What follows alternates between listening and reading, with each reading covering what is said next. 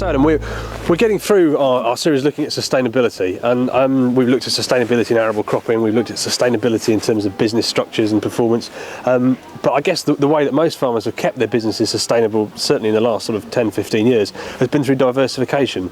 And your diversification obviously is very well known, but I know there's a big story behind it, so should we go inside and tell me about it? Absolutely.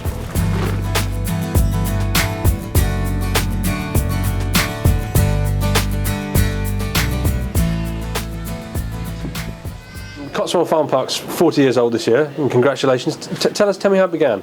Amazing story, really. Dad was a very forward-thinking man. He had a passion for collecting rare farm animals as a hobby, like you might collect stamps, but because he saw them as part of our living heritage, and thirdly because he saw them as a genetic resource that we might want to draw upon in the future. And I'm delighted he did what he did, because we are using a lot of those old-fashioned rare breeds in modern agriculture today. And so he started a collection, and his business partner said to him one day, Joe, very expensive hobby you've got here, what are we going to do to help pay for it? So they decided to diversify and open the Cotswold Farm Park in 1971.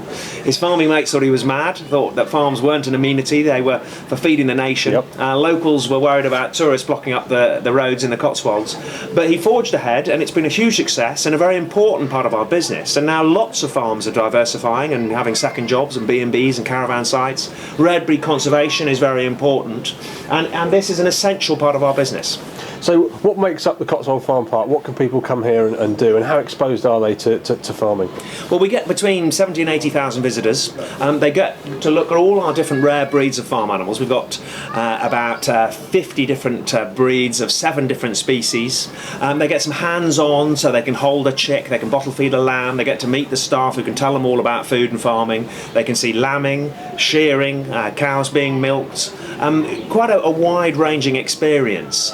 And hopefully what they do is they don't only have a great day out, but they go away understanding a little bit more about food and farming and rare breed conservation.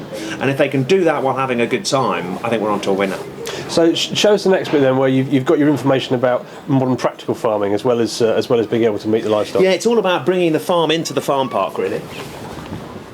Okay, so Adam, by bringing the farm into the farm park, what are the key messages you're presenting to people? I think that the challenges that face British farming, I mean, here we're talking about the world population going up to 9 billion by 2050, and how we can produce food in a sustainable, sensible and responsible way.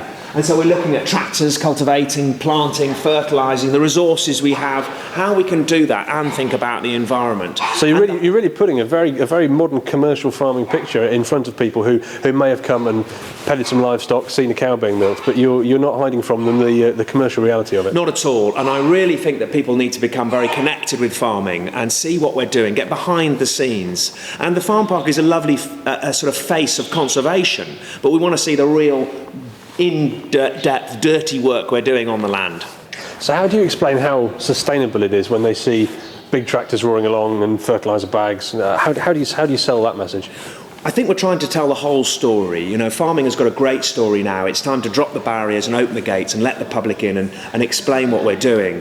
And so they'll see pictures of the staff and the social aspect behind the people we're working with and work for us. They'll look at the energy requirements from the farm and how we try and balance those with environmental issues that we're up against, and how we can produce food responsibly in a sustainable way. And I think the boards tell a fantastic story, and that gives people just a first insight into it. So when they're driving around the roads of the countryside, they can look across the fields and just get a grasp of where their food's coming from.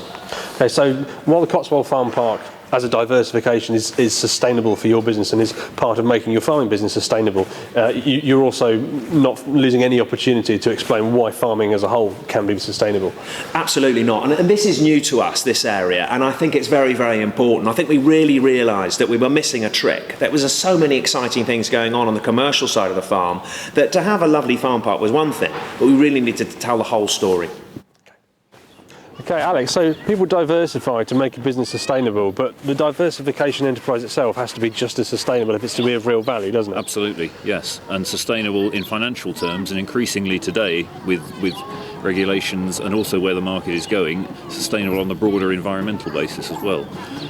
That's considered, with any project. And farms have got a lot of assets they can use, and it's looking at what the best return can be made on those assets and researching the likely market for your diversification project, what requirements you're going to have to put in place to comply with obtaining your planning consents, but making sure it's something that's going to work and attract people.